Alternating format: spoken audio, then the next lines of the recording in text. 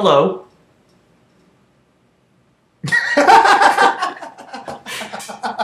That is awesome. That's the intro right there. That's my intro, yeah. When it's horrible, bad and wrong. When it's horrible, bad and wrong. When it's horrible, bad and wrong. My name is Krumbine. This is my vlog-a-log. This is a new version of my vlog-a-log. I'm actually excited about this. I figure with Krumbine's brain, you know, that's my personal vlog show, and I kind of was doing that a little bit with the vlog-a-log, but Krumbine's brain is better for that. And so I've had this other idea in my head to do a live video chat with YouTubers, just bring people on, have them talk about their what videos they do, their creative inspiration, what they want to do, and just make it more of a creative forum, and that's what this is going to be. So my very first guest, since he has contributed so much to Horowitz Studios and everything I've done already, my very first guest, I'm honored to have Chris LeBrane on the show. He's going to help kick things off. Chris, how are you doing?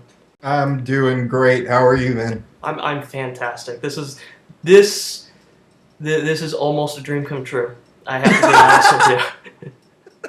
A dream come true. A dream come true. I'm serious, but I mean in a very serious way. Just because it's been something in the back of my head for so long now, and we've talked about it, you and I, about doing this and getting the schedules together to do this for at least over a month now. Yeah, that we're actually here and we're actually recording that. It's kind of like a dream come true. I'm very excited about it.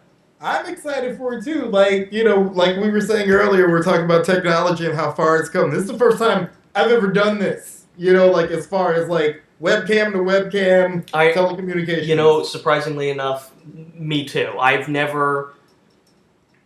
Yeah. Now I'm thinking, have I had a webcam actual, which is really ironic considering everything I do with webcams, talking heads, and collaborative shows. This is like one of the first times that I can think of where I'm actually talking with a collaborator over webcam. So that's exactly.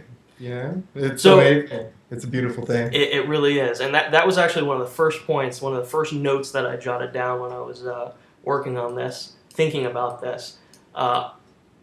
You know, we do know each other, and we've worked together outside of YouTube, or before YouTube rather. Yeah. And like you said, last time we actually saw each other was 2006 in Orlando, and it's weird for me because, and you're the exception in this case, but I mean I have had face-to-face conversations or talked to other collaborators before. Most recently was like Jimmer SD when he came down here. Yeah. But it's weird when everybody sends me their footage, you know, like you do. Yeah. You always have, I mean, I already know everybody so well, and like you leave me notes in your footage, and we already correspond so much. So, and then as much time I spend staring at your faces and working with your footage in the editing, it's kind of a weird experience for me, and it leaves me scratching my head sometimes to actually wind up face-to-face talking with you guys, because I already know you so well, and it's like, why haven't we done this already? So what I was going to ask you, having spent, you know, I guess what it boils down to is, I spend so much time with you guys, just completely separately. Like I don't even know what the word for that would be. It's not linearly almost. It's we spend a lot of time. I spend time with you guys, but you guys don't spend that much time with me. Yeah. So it's not kind of a linear relationship there. Yeah. So it's weird when I do interact with you guys face to face. And what I've noticed is that in spite of like the one video on your channel. Yeah. Follow me on this. In spite of that, and like your 80-something subscribers, if that's the right number, I'm not even sure. In spite of that, in spite of that, within our creative community, people know who you are. Yeah. And you're kind of becoming a sought after musical talent. Yes. So have you, in this kind of this short period where you're this short period of your meteoric rise to minor fame here, Yeah. have you had that kind of experience at all? It's the experience I've had with the music has been a very interesting one to say the least, because outside of the Aristocracy, which you know about, Your band. it was like, a lot of my, own music wasn't really getting out. In fact, I wasn't really making anything at all until you needed the stuff for Really? Talking Heads. Yeah. I was still doing the Aristocracy thing. And, me and my drummer Chase had been in a previous band at some point during the Aristocracy. 2007, after you left, nutty. That's all I'm going to say about that year. But, eventually... It wasn't that great for me either. Oh, God. Yeah. Me and some of my friends, were just talking this weekend. We were just like, 2007 was fucked up. But it was cool, but fucked up. But anyway, you ended up needing the music and stuff, and I literally called in sick one day. I was like, I can't come in, not feeling so great, felt fine, and did the first few songs. Really? Well, yeah, just because, it's, you know the grind. It's tough having a 9 to 5 and then come home and try and bust it out. But, if you get used to the schedule, it gets easier. But at the time, I was not. And I was like, I just need time to think about this shit. And the other thing is that, back then, you didn't have the same tools that you have now. Oh, no. Which would have made it a lot harder to do those original tracks. Yeah. And just for our viewers, those original tracks are the original... the pieces of music that you recorded for Talking Heads. Because what I did with Talking Heads before I was in partner mode, or even thinking about partner mode, was I like to use original pieces of music or songs at the end of the episodes. And the songs tied into the episodes, and it worked. It just, as far as copyright goes, that doesn't play well on YouTube. So Chris, you went ahead and composed all this great music so that I could use that, and later I went back and replaced most of the songs with your music. But go on. But I remember making the songs, and you're very correct. None of the stuff that I use for the songs now was being used at the time. It just so happened that after I did those songs, I looked up on a couple of things, you remember Julia from work? Yes. Yeah.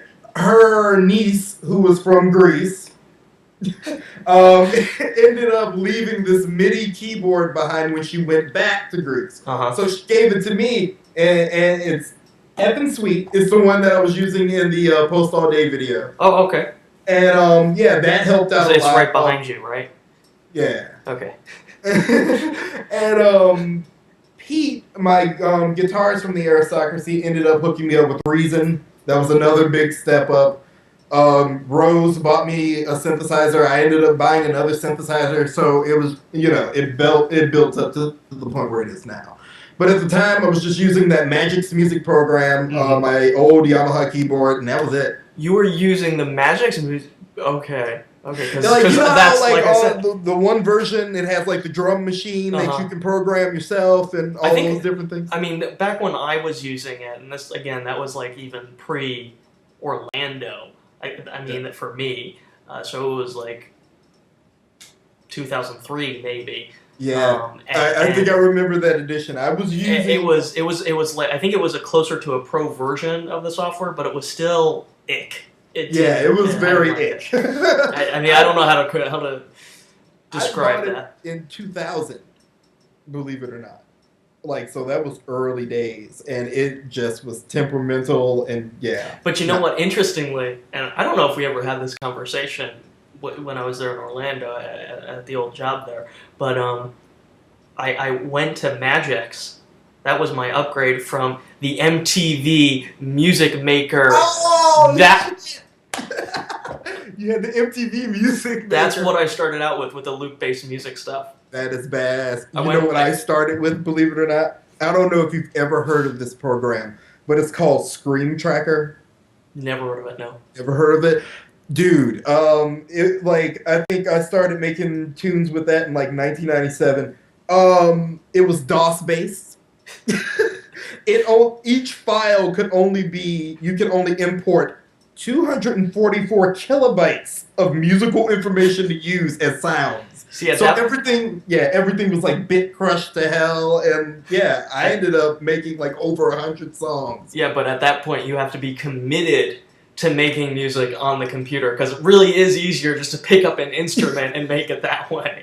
It was, and I mean, it was like you had to plug in each individual note on this weird grid. It was insane, but like somehow we made it work, and I learned how to play some instruments in the process. I'll tell you what, my progression through music, it's been like this background interest for me. Obviously, it's not my main passion, but it's kind of been a means to an end, you know, producing the loop-based music. So I started out off with MTV Music Generator, whatever the hell it was called. I think I realized after the fact that it was like a game. Someone had it on PlayStation, so I don't know what the actual history is. It was this application for the computer, and it was really easy to use. And I made some, at the time were useful pieces of music for it. I enjoyed the pieces of music. After that, I upgraded to the Magic software, which offered that more robust, manipulation and a better library of loops and stuff, but it was still, like I said, ick. And then when I first moved to Mac and I got when they came out with GarageBand, that was just like, okay, that takes it to a whole nother level. To the point where when I had to get rid of the Mac and I was stuck in Windows land, I was just like, I can't do anything. There's nothing I can do because there is no GarageBand equivalent for Windows, and I was just like, I gave up at that point. Yeah, that brings a funny story because I would try the loops on Magix, and that's how I started getting into playing more musically. Because I played drums in church, and that was basically all I did, music. And you have a technical television production background, right? Education. Yeah, I got a bachelor's degree in mass communications broadcasting. That you're not using at all. At the moment, no. But before I moved to Florida, yes, I was working at a TV station. So I was in it for a while. I've said it before. People fight for jobs like that, and you just walk away from it. See, well, the thing you gotta pursue your passions. I understand. Well, with me, it was like I got the job very luckily when I was in college. Didn't have to do an internship based on it, but my plan was always music, and college was really sort of the fallback. So yes, I was following the passion thing, but I always said I wanted to get some sort of education. So that's where Full Sail comes in, and I graduated, and basically right after graduation, Christmas happened, and then on the 1st of 2004, I was living in Florida and going to school a few weeks later. Cool. So I jumped from school right back into school, but just in another state. So you gotta pursue what you like to do. So how many different bands have you had? Okay. And these are obviously live bands that you would go out and perform, right? Okay.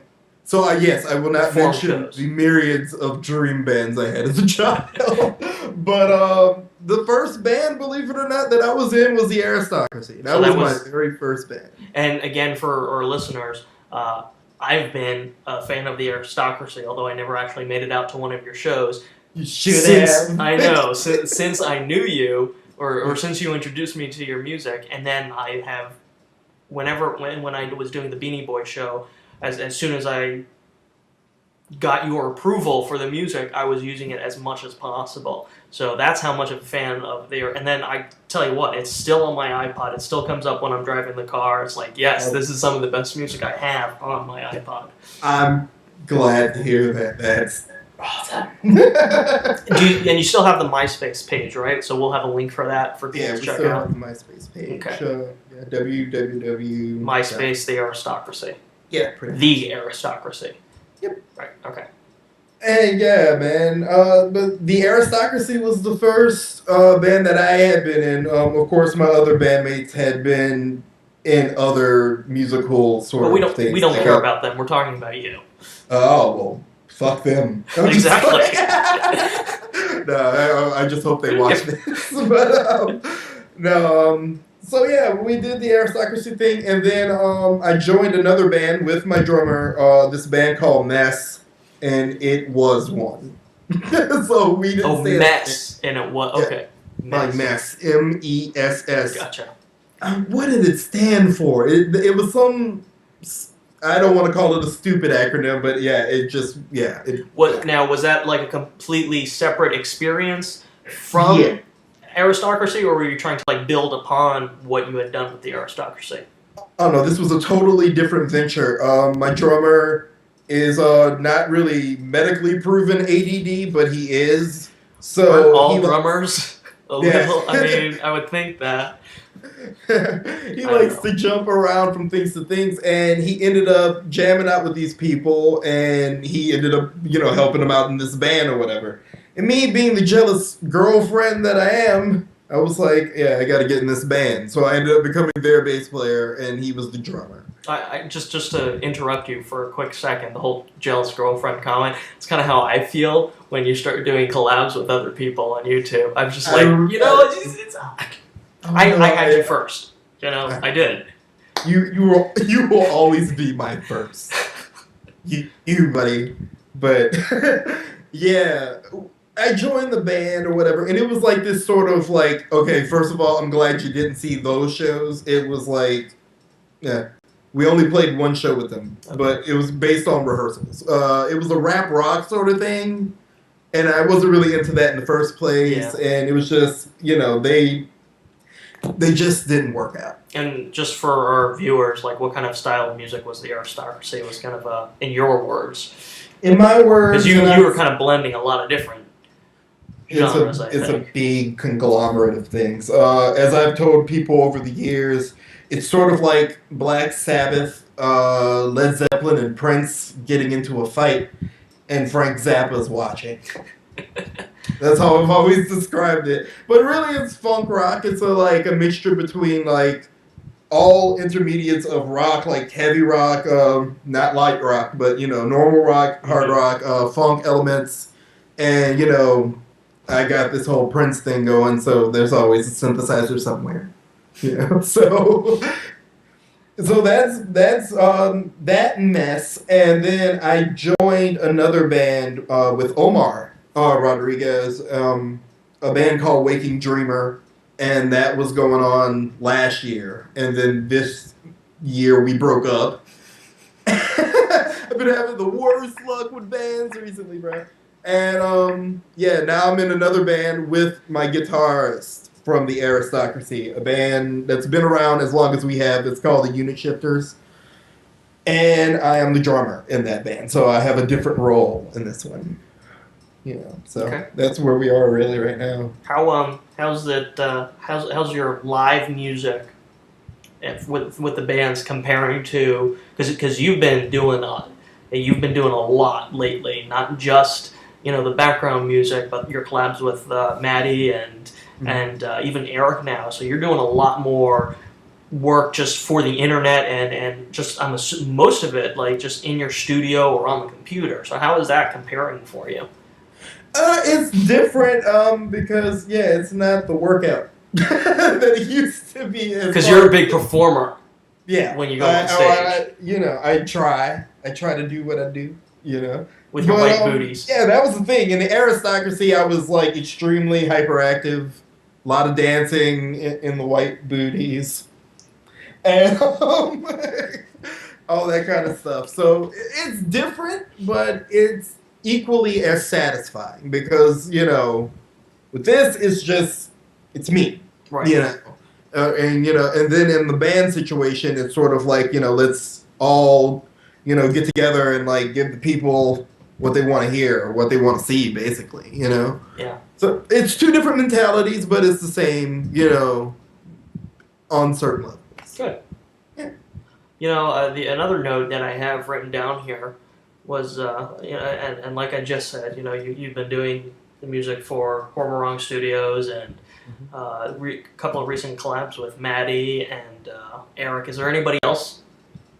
Is there anybody else that you're missing? That I need to put on my shit list because they're stealing you from me?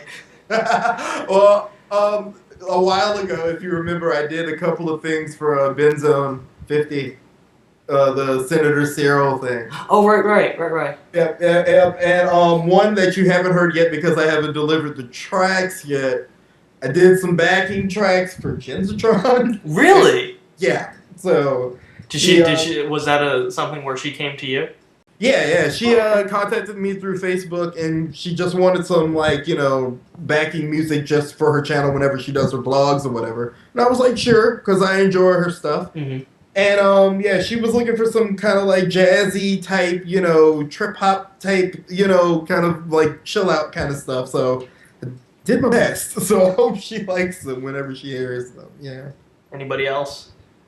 The look on your face. Anybody else? Oh my God, no! I believe that is it. Yes. The only thing else I'm doing, music-wise on the computer would be my own solo stuff and the stuff me and my guitarist Pete are working on. Okay, well, I want to get back to the solo stuff, but in a few minutes. But, and again, I have to reiterate, you've got one video on your channel. Yes. I still remember the night we taped that video. And it's a really bad video too. It's a horrible video. and it's complete, and it's because it's a video of your footage for an unproduced episode of Beanie Boy. You are gonna be the person that Beanie Boy calls, and so you shot the footage through a friend because you didn't have a camera at the time. Yep. You uploaded it, and I acquired it, and I said, I've got the footage, and then you can delete it if you want, and then you never deleted it. I just ended up not going back to my channel, just gave up on YouTube at that point. Yeah, so your comments are disabled on that video. Were you getting comments on it? Because you've got almost 300 views on it. I know. No, I didn't I don't think I even set it up that way. And if I did, I think I just did that because you were going to get the footage and I was initially going to delete it. And I just freaking forgot. Seriously, honestly forgot because then, that was right after the period where, I still didn't have a camera. I was watching Talking Heads with no sound. And by the way, that's that story has been that detail that you told me, watching the Talking Heads at the old drama or whatever with no sound. That's been the reason why I've been adding transcripts to my recent episodes and videos. Because not that you're watching them that way, but not that. Well, I mean, I always go back to the stuff, so you never know. All I know is, I didn't have the internet at my house. We had recently at work went through a thing where they were cracking down on the internet use at work. All I had was the radio stations set up, and they did not have speakers on that one computer. So I would watch and just look and be like, I wonder what they're saying. It looks awesome though, Oh man. But even then, at that time, that was still before YouTube had the caption. So even if I did caption them, then you wouldn't have been able to watch it unless they were hard-coded. Very true. Really what I was getting at there was, again, because there's nothing on your channel that would... Nothing yet. That would indicate the sheer musical genius that you contain within that poofy head of yours. Me and my poofy hair. So, is it fair to say, and then, all of a sudden, you kind of have been this talent in demand for the past few months. You've got a little meteoric rise to fame here. So, is it fair to say that I deserve all the credit? You do deserve all the credit, to believe it or not. Yes. I just want to hear that from you. Yeah, well, you heard it. And you will hear it again and again, yes. Because I'm going to just loop that. Loop it. You know what? I'm going to loop it. I'm going to loop it because I use my iPad as the bedside clock. So I'm going to loop it, and I'm going to put it on the iPad, and I'm going to wake up to it. Oh, that's the best alarm. Waking up to Chris LeBrane. Yeah. I do it every morning, so. But, no, as far as that video, that dreaded video. Yeah, I eventually will take it down, and I will be posting up like videos. Okay, you know. but really, what everybody wants to know is when. When is this going to happen? Because I always click over, and I keep seeing that video, and it's starting to make me a little angry. Before October, you will see a new video. Before, does this have to do with you posted on Facebook a little earlier about your long-term 2011 plan? Does that have anything to do with that? No, No, it does not. Okay. That's a definite That's definitely long term for 2011. Because I'm gonna need. Well, you gotta start sometime. Yeah, I'm gonna need a way better setup to pull that one off. Okay, but, well, I'm definitely gonna get started on it because I've been wanting to and just haven't gotten around to it. But I promise all the people, if you guys want some Chris action, I will give you a little. I think people are scrambling for it. Scrambling, something like that. I think people want it. More Chris action. I will give them Chris action. So actually, one of the first notes that I jotted down, and I've told you this before, because obviously you have your history of watching Talking Heads without any sound, and you're like, oh, you've wanted to participate, and it's taken a while for you to actually be available and have the equipment to record footage and thank to you, participate. Thank you for the webcam. No, my pleasure, my pleasure. You're always available, and you're always choose me for a part. And I kind of feel, because you have been waiting so long, I almost feel like I snipe you a little bit. How do you feel? Well, like when I have to, because it is a collaborative show, and I feel like the first duty is to, bring in as many people as possible for webcams. So every time I say, no, you can't be in this episode, I feel like I'm sniping you a little bit. But now I'm wondering, am I sniping our audiences as well? Because I'm denying them you. Denying them me? Yeah. I don't look at it like that. Like if you end up picking somebody and I don't get picked, I'm kind of like, well, shit. But then that's usually it. And then, of course, my focus, even if I get picked, goes right back to the song. I'm like, Right. Well, I will be there in some way.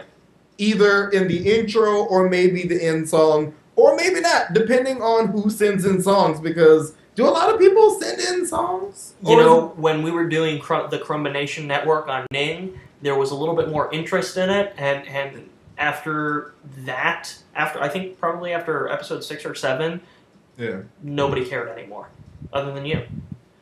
Yeah. If people were sending in songs, I'd be putting them at the beginning of the episode as well. That was always the plan, but nobody. It's which is surprising because there are so many musicians on YouTube. Yeah. It was just like, because I just remember when the challenge was enlisted around episode 4 for Billo Needs a Friend. And I just could not get it together to make a song for that.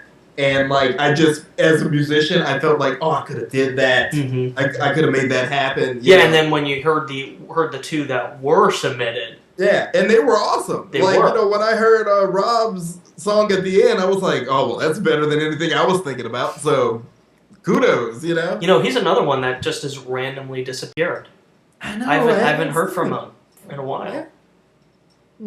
I wonder if I sniped him and he decided enough was enough. I don't think so, though. You never can tell. I'll email him and find out. Yeah. We gotta make it happen. I remember, the Sweater Sex song. That was the first one I did. And that was really almost like a test to test out this microphone and the new equipment because I had just gotten some new stuff.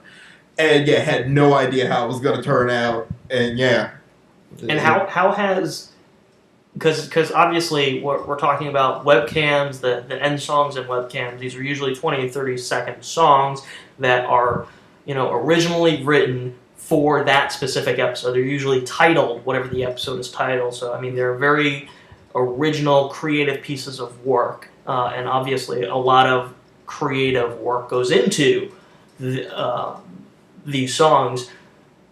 and we're going to do episode 23 coming up. So you've probably done. Do you know what the official count is? How many songs you've written already for this? It's gotta be somewhere around like almost 20. I would think so. Maybe You know, 15 to 20. Yeah, and then there's a couple, of course, that we haven't used yet. So There's some that we haven't used yet? the golfing episode. Oh, you made music for that one? Remember, I sent it to you. It's called Golf. Yeah, I think I sent it to you, and you were like, we weren't doing it that week, but we moved on to another script. Hey, I'll take your word for it. I don't. Okay. The golf thing has been such a long time ago, Yeah, and there's so much. It's been delayed so many times. It's like whatever. I can't even. And then there Keep was up the with one I did for Ben that we sent to you, the Soda Pop song, which Yeah. we need to write a musical to fit Yes. that. Because it was really great. It didn't fit. I mean, Yeah. we had to actually have something to fit the song, and I think all that was really jotted down was this basic concept. Mm-hmm. So. And I mean, he just gave me the lyrics, and I just kind of ran with it, and that's kind of what happened with that one. So yeah, you're right. There have been a few that we haven't used yet. I think other than those two, those are the only two that hadn't been used yet. So it's got to be right in the early 20s, really. How do you?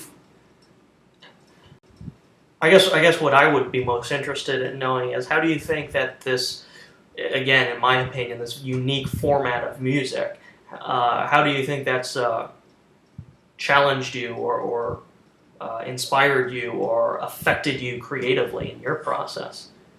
It has, it's made me work faster. I'll tell you that.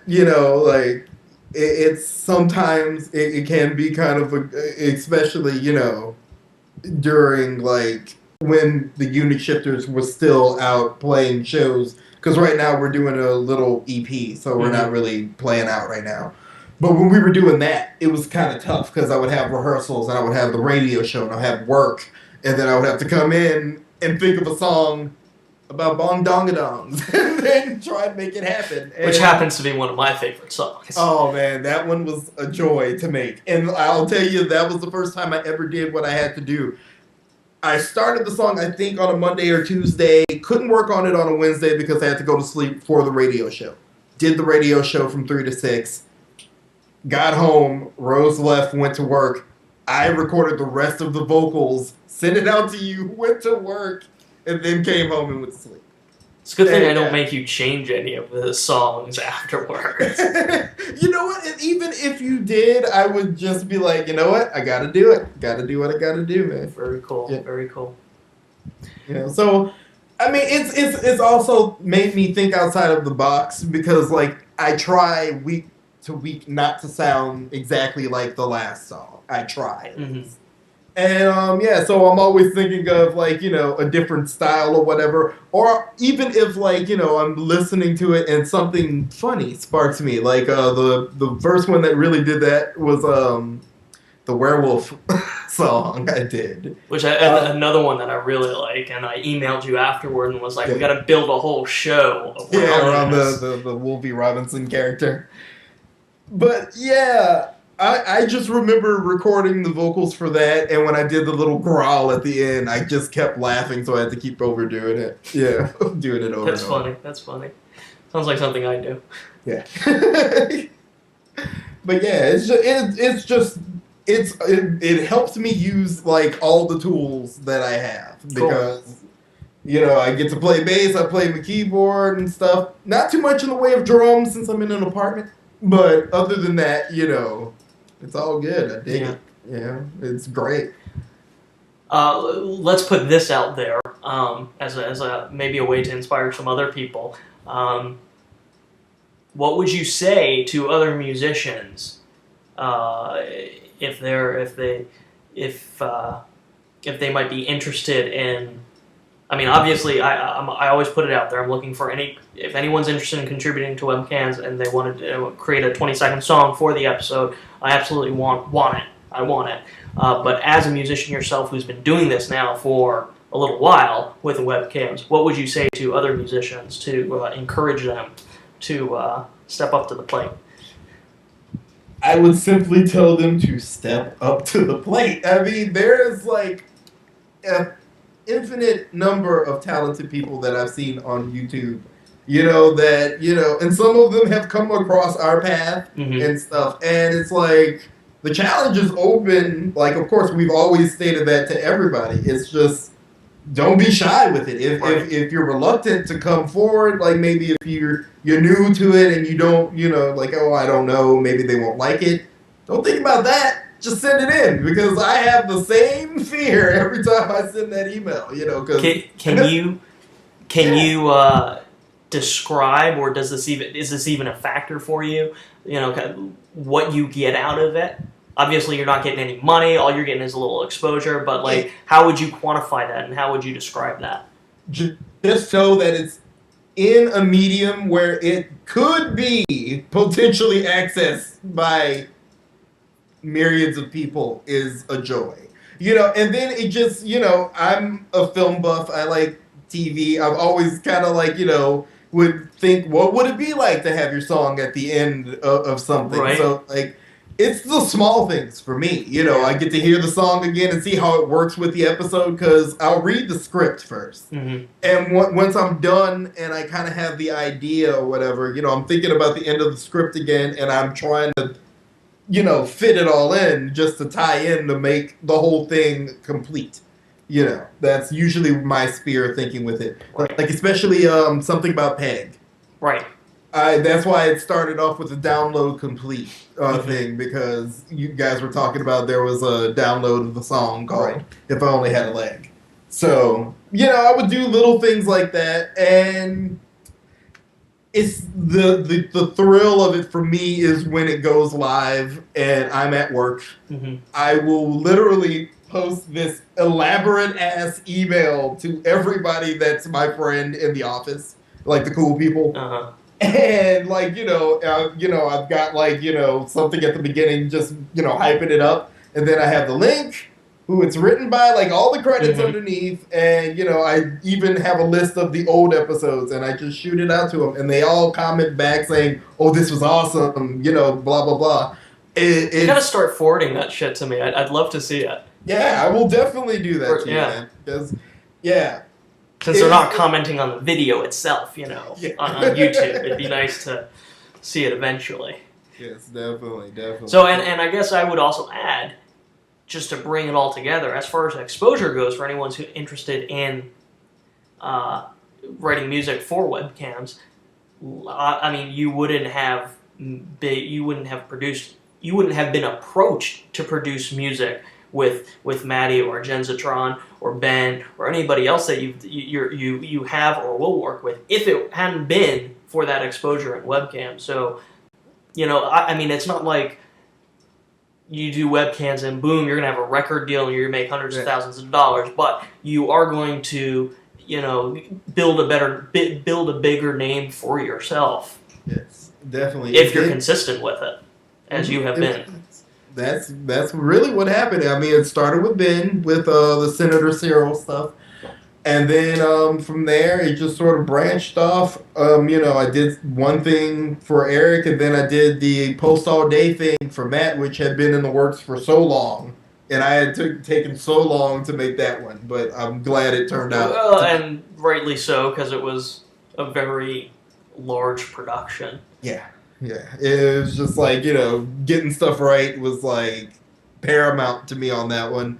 And, it turned out better than I thought it would. So, I one of my favorites so far. Thank you.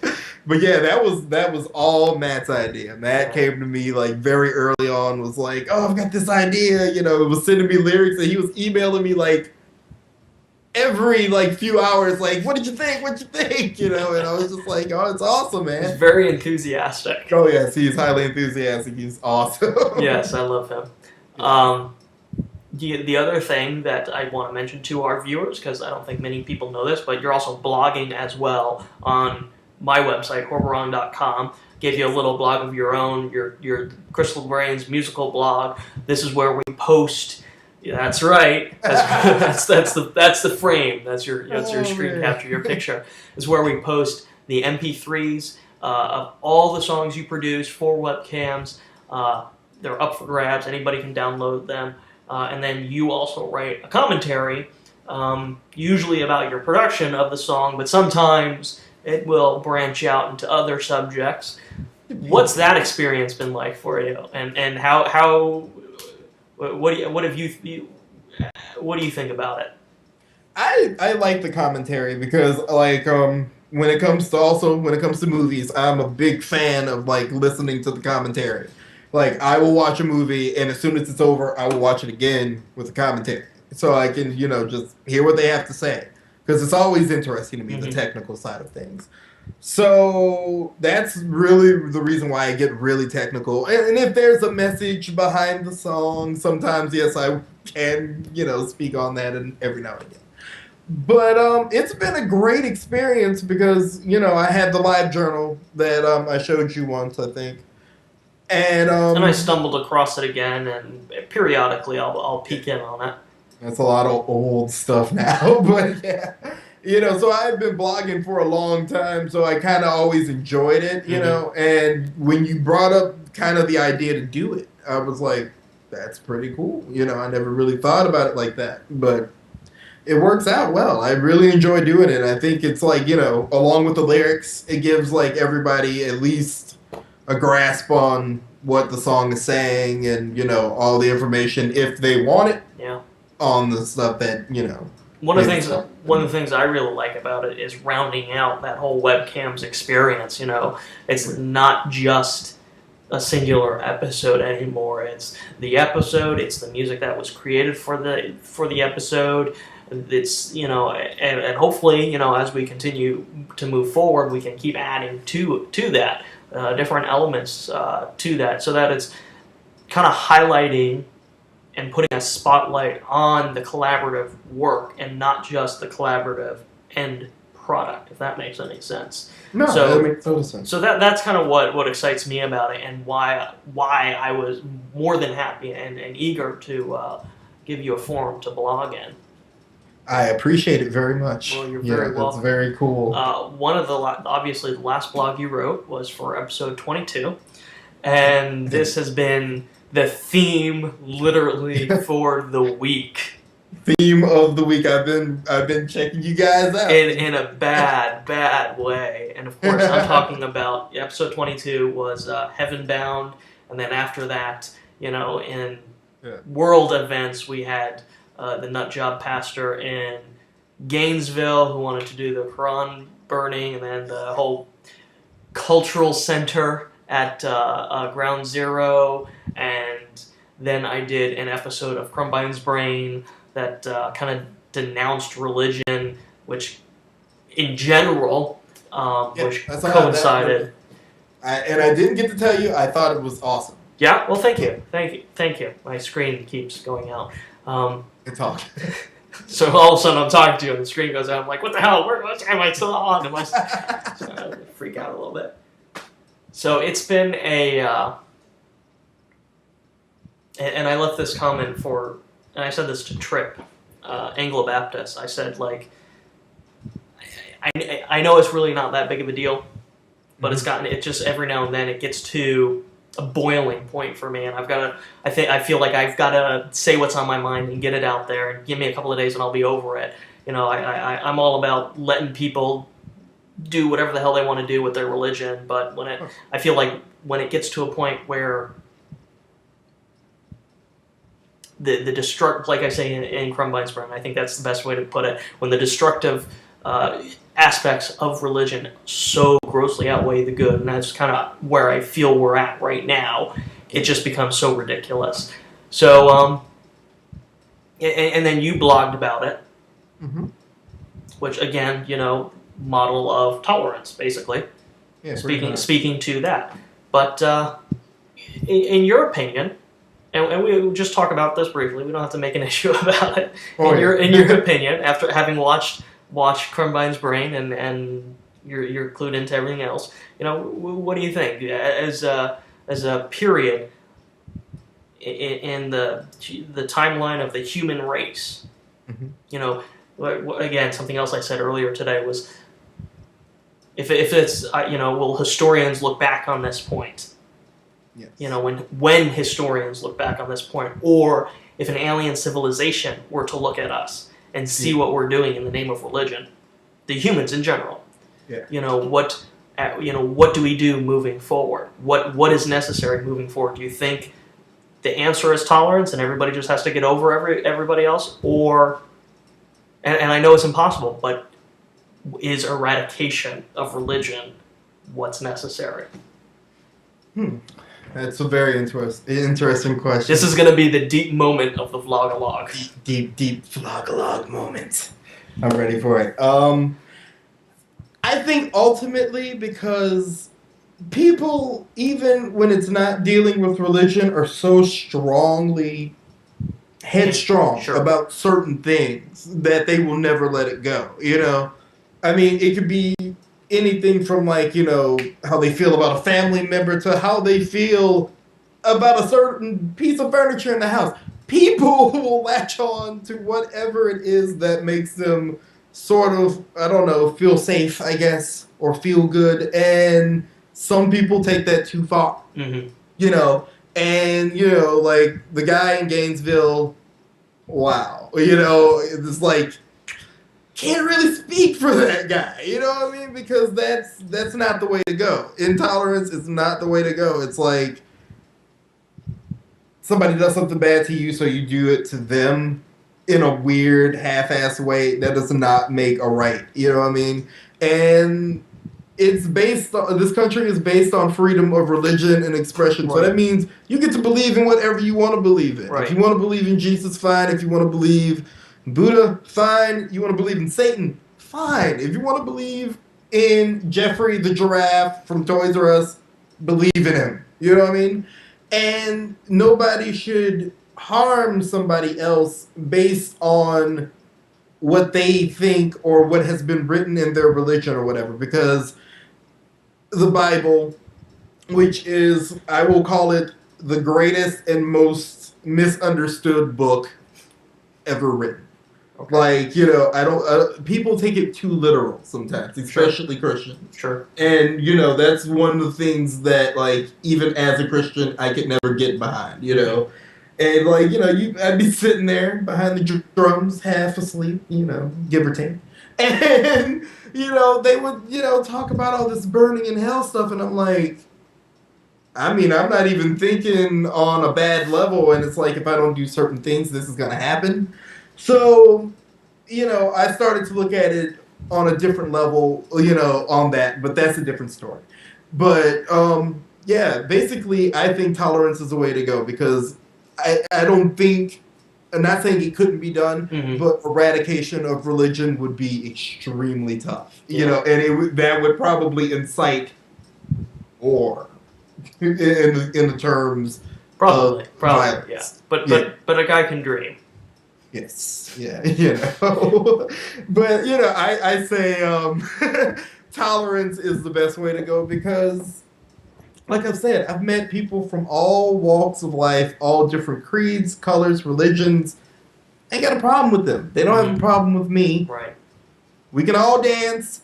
It's cool. You know what I mean? And that's the way it should be. It's like, I mean, you're going to hate somebody for a book that you wouldn't even care to look into. You know what I mean? Like, even on other spectrums of religions, you know? Well, that's good. Yeah. That's good. Thank you for sharing your opinion on that. I'm not going to bore anybody else with it. I'm at the point where I'm done with it. This is it. This is the last. I totally understand. I'm done with it. Until, it seems to be like an annual thing, so I don't know, next year I'll come up with something new to get on a soapbox about. But we're almost at an hour, believe it or not. I see that. And there are a couple other points that I wanted to touch on, and while we work towards wrapping this up, you've offered to take the lead on editing a music video that we've got coming up to complement Tube Talking, our first episode of a new show called Tube Talking, of which you are the co-host of. I'm excited to see what you do with the editing. How do you feel about that? I feel pretty confident because it's not the first time I've ever edited anything, you know. Especially like, you know, like in college, of course, it was more news-based type editing. Okay. But I've done a couple of little short things on my own, which eventually, once I get it transferred to digital, I'll gladly. I was gonna say, where the hell is it? Why isn't it on your YouTube channel? It's on VHS. You know. So I have a couple of VHS tapes of those videos, and while it's fun to look at every now and then, I'm not sure I want to put those on YouTube. Oh no! I've definitely found some stuff that I don't know if I want to use.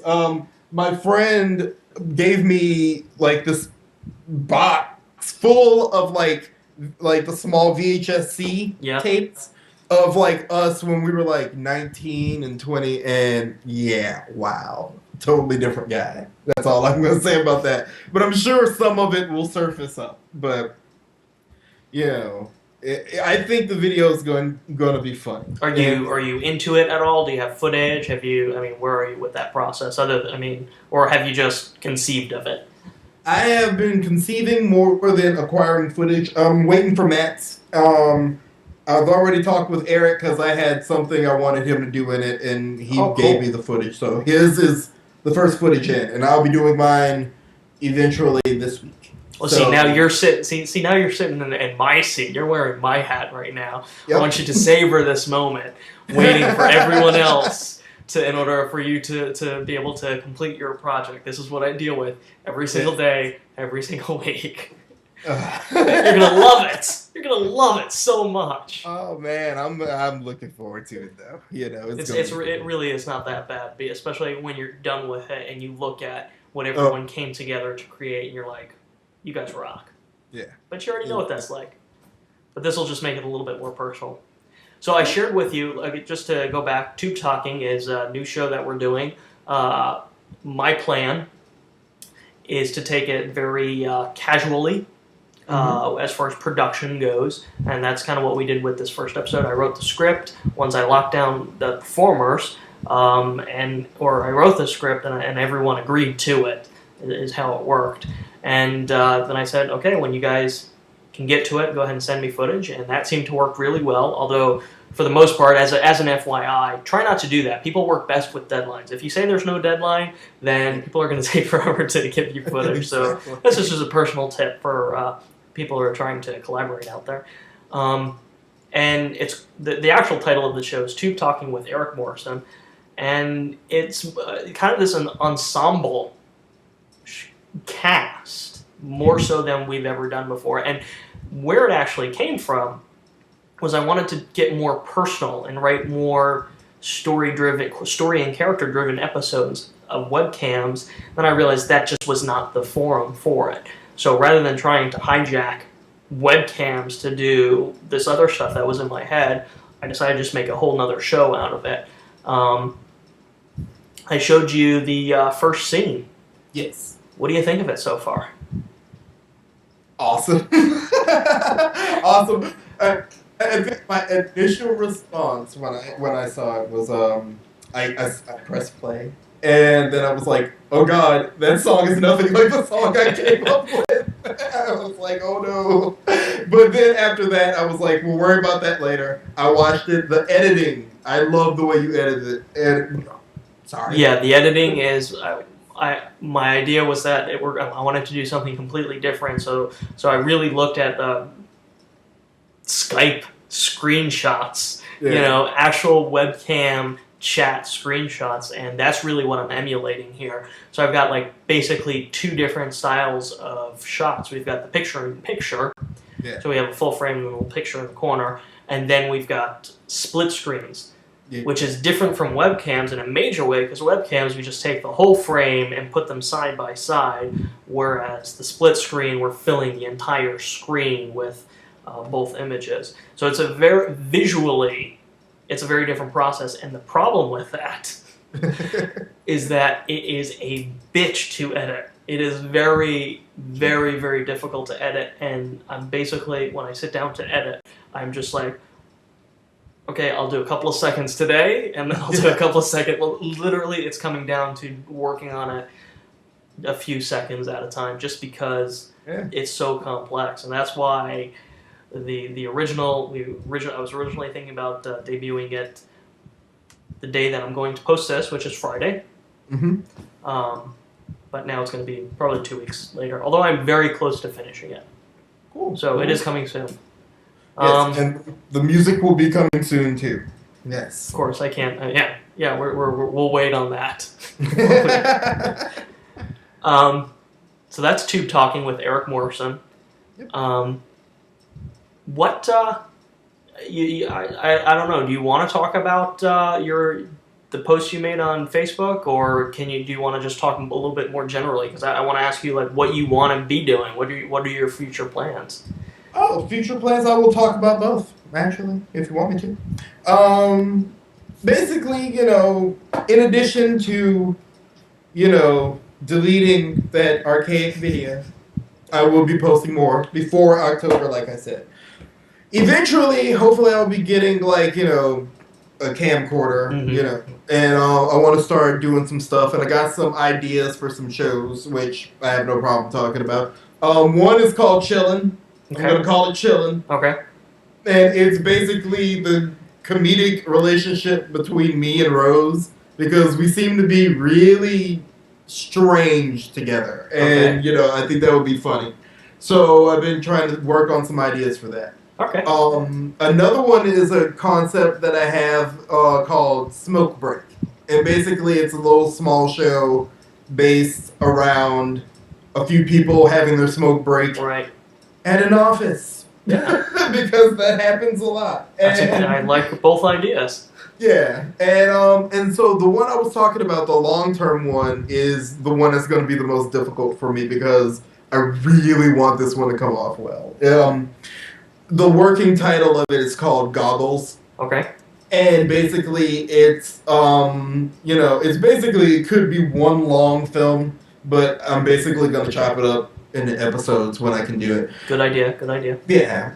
It's basically two co-workers. Most of my stuff deals with office shit because that's the life I lead. That's your world, yeah. Yes. So it's about two co-workers who work in an office who can't stand each other, but at a party had a one-night stand. And basically they have to figure out how the hell that happened because they don't remember anything from the night, It starts the night before. Is this based on the night after? Is this based on actual events at all?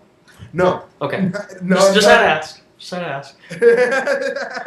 No, definitely not. But this one is gonna be fun because it basically taps everybody that I could use. Like I'm just writing people into the script. I don't even know if they'll do it yet. I'm just just for names. Sure. And so, yeah, that's basically what that concept is about. Just them trying to pick up the pieces of what happened. Cool. And stuff. So that's what's happening as far as the channels. I may do some vlogs and stuff here and there. Do some countdowns of my favorite albums. That kind of stuff. I think I'm actually going to challenge you to the gauntlet one of these days. You're going to challenge me to I'm going to challenge you to the gauntlet. That might be your first video on your channel. A gauntlet video. The gauntlet video. Maybe. You know what? Let's do it. I'm down. Yeah. Whenever you call me, I'll be doing it. So, yeah. And then there's the solo album. How's that coming along? It's coming along slowly, but it's coming along well. I've been slowly, just whenever I would have free time and whenever something would come up, I would just, make parts of the songs, or which I don't think anybody's really heard them yet, with the exception of Rose lives here. So that's about it. Yeah, but it's coming well. Hopefully before the end of the year, I will have some evidence of this. Do you have a little bit of something to share with us today? I do actually. Do you want to share it with us here, or do you want me to just send me the file and I can tack it on at the end? We could try it here, and I guess if you don't like the sound, I could always send it to you. Okay. Okay, well, I'm going to have you send it anyways, like I said earlier. I'll send it anyways. Definitely.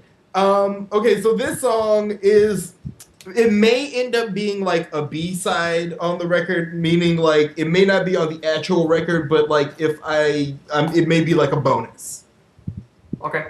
This song, and there's no lyrics yet, or recorded yet, just because I haven't gotten to that stage. Okay.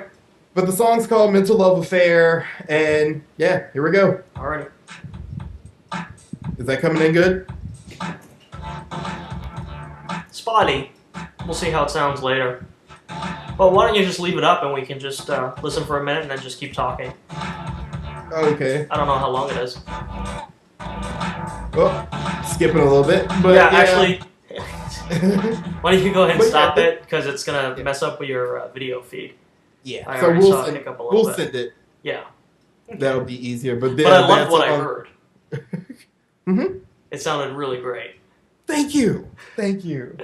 And yeah, so that's a song called "Mental Love Affair" or whatever, and the whole album is sort of just it plays on a statement that people have told me a long time ago and recently. Whenever I was in a band, I've been told this statement at least once, and it's like, well, that song was good, Chris, but maybe you should use that on your solo album. So I decided to name the album whenever it comes out. This should be used for your solo album. Yeah, Great name. Great name. Yep. And, other than that, of course, keeping it strong with the Krumbination and doing music. Doing some stuff, hopefully, with Eric. And, yeah, Very Of cool. course, Matt loves the collaboration, the international motherfucking collaborators. Did he, So, did he email you about the Devil Miss song yet? Yes, he was like, "Oh man, did you see what Krumbine posted on YouTube?" So I went and checked it out, and it was like, "Oh yeah, that's cool. He wants we should do a Devilman song." And I was like, "Won't you just send me some ideas or whatever?" And I went to go use the restroom and do some other stuff at work. By the time I got back, he had sent me 2 emails already with lyrics. I'm like, "Oh shit, I haven't even thought about this." The guy's incredible. He is so amazing.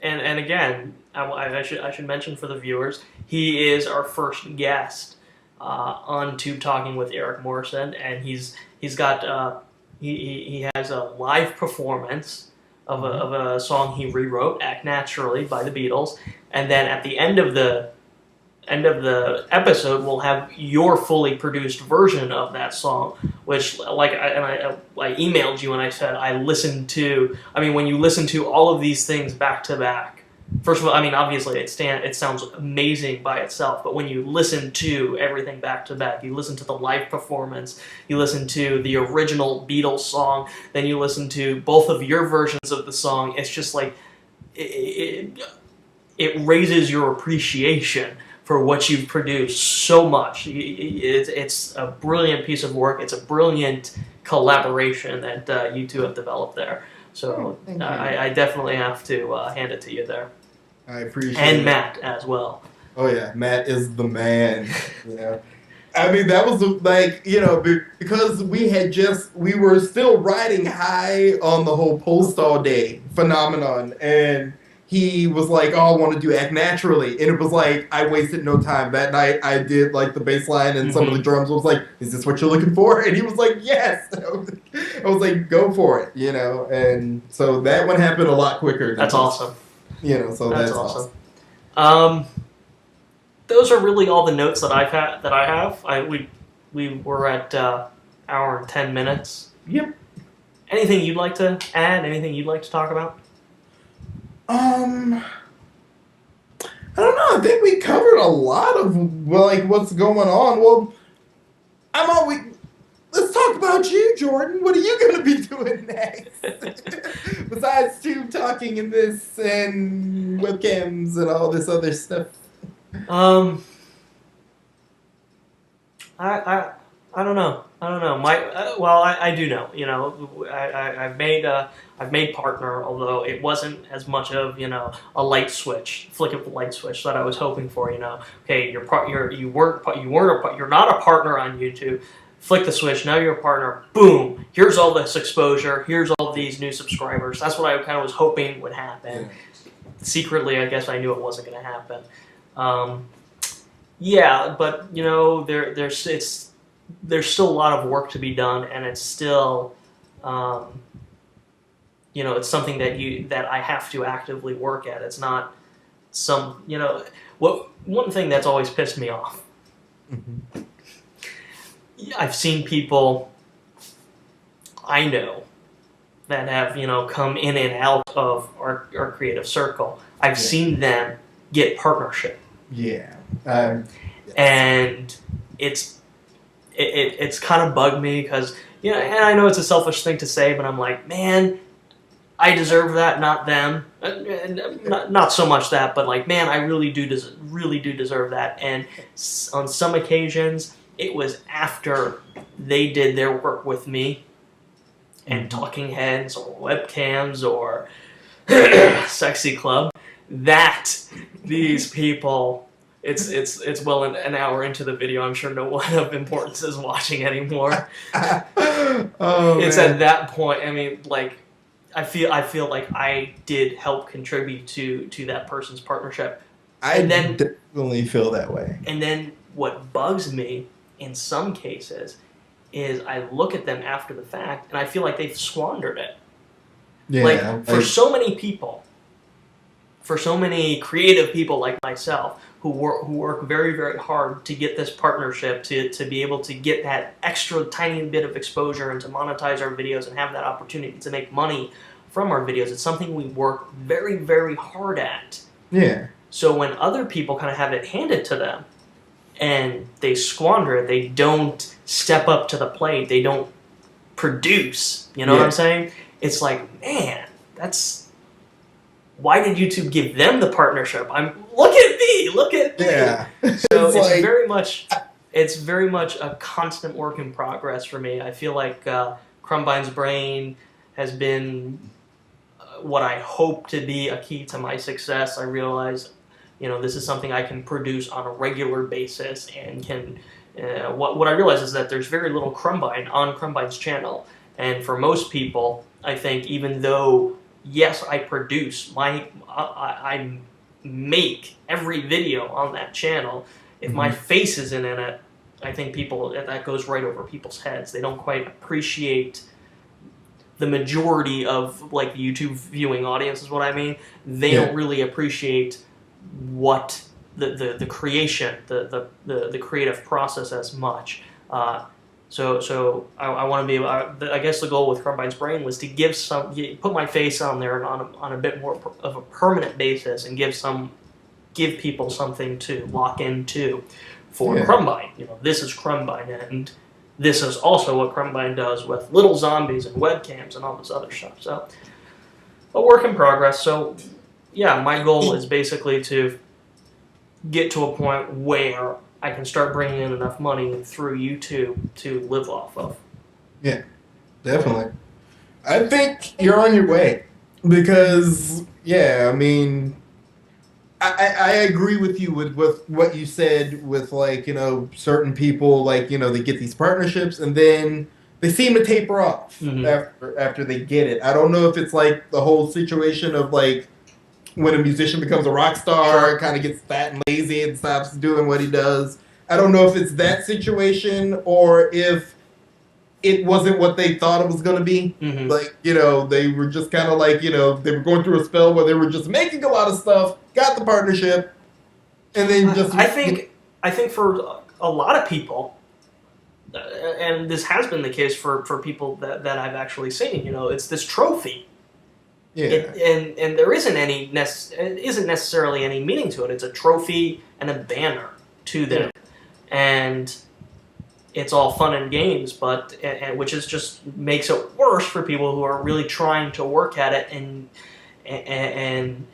because basically what it boils down to, like you or I, and you can attest to this, you kind of did earlier, you know, if I want to do this, make my videos and make my shows, I can either go out to Hollywood or New York and fail, or pound on a bunch of doors and get no response, or I can sit down and do what I'm doing now and actually produce my shows and put them online. And I've always viewed YouTube that way, or the web that way. That's my distribution platform. That's my way of getting my material out there. Because I think you got a 1 in a million shot if you go to LA or New York, you know? So when you see these people getting in your way, literally, with their trophy partnerships, it's demoralizing and frustrating. Yeah, I mean, I totally agree with you on that front because, like I mean, you know, you especially. I mean, I think the first video you showed me was probably God's personal assistant. And like you've been cranking out videos nonstop since, you know, you have not stopped. And when you got the partnership, I didn't think of it like, oh yes, you know, I thought of it like, yes, we all helped you achieve something, but I was like, yes, it's time to even go harder now. You know what I mean? It's time to like even go further than what we were doing when it wasn't a partnership, because that's the only way it really should be. You know, it's like it's almost like a carte blanche for you to. That's a great way to put it. You're right. There's a sense of responsibility there.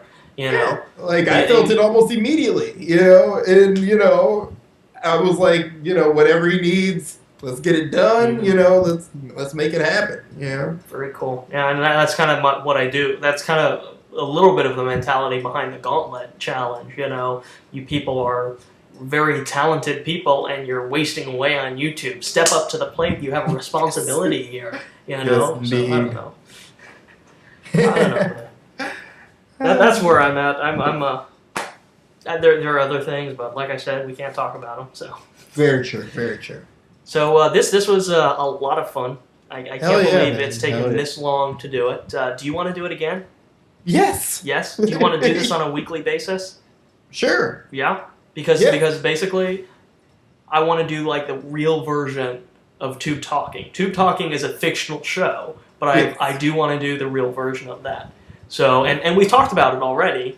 I want you to be the co-host of a show, and this is not going to be that show, but this will be like the proving grounds. We'll put our format together here.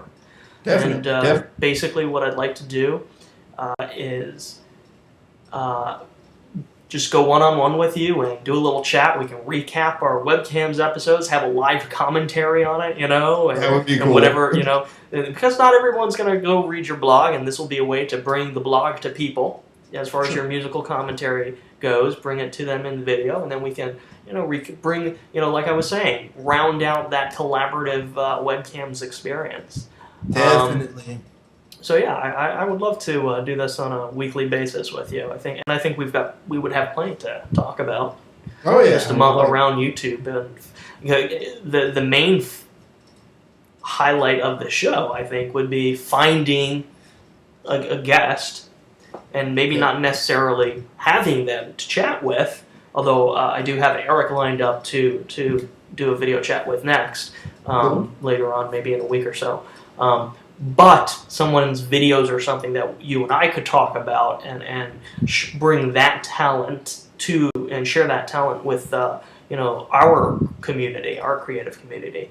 Very true, because, I mean, like, you know, every now and again, you know, like, there's new people that trickle into our circle, and it's always, like, it's always good. It's always good. Like, you know, like Cultural Enigma, she is great. Yes. You know, like, can't say enough about her.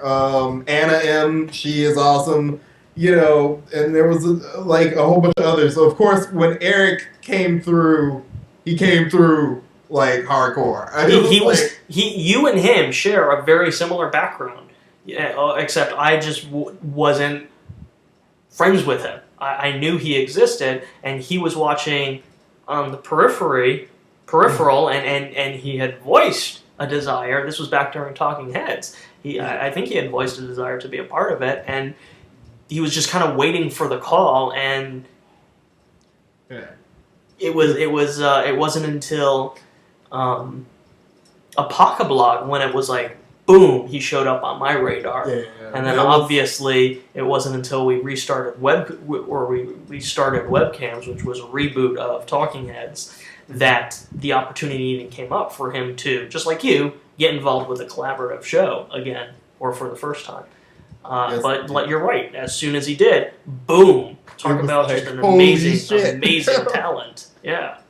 Oh man, it was like amazing because like he's just uber dedicated to what he does. Like, you know, like back in like the Apocablog days, like, you know, he had the whole thing where he threw up and Yes. stuff. I was like, the fact that somebody went this far is amazing. And in my editing vlogalogs that I did, the 3-parter where I showed everybody my editing process. Yeah. And sometimes in I think I might have done it in outtakes or something. I want to show people like how committed he is to his performance and his process when he's recording the footage. Because every time I watch it, I'm blown away by what he does. He is just seriously probably one of the best. No, I'm gonna say he is the best performer on webcams. No offense to you, because you are good. He's better.